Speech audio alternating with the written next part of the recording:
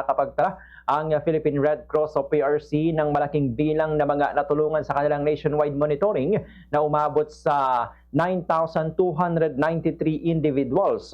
Pinakamalaking bahagi nito ay para sa vital signs monitoring na may kabuang 8,392, habang matagumpay namang naasikaso ang 830 na minor injuries at 45 na major medical emergencies.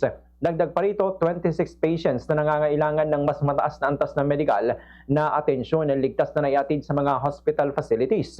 Hindi lamang medical na tulong ang naibigay ng PRC dahil sa nakapaghatid din ang kanilang welfare teams ng 219 na instances of assistance, kabilang ang psychological support para sa 137 individuals at mobility aid para sa 21 seniors.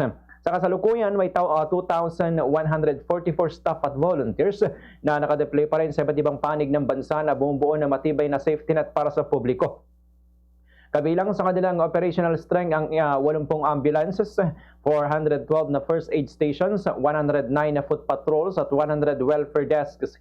At na nakapwesto naman sa mga transport hubs, pilgrimage sites at major highways upang masiguro na tulong ay laging malapit sa mga nangangailangan.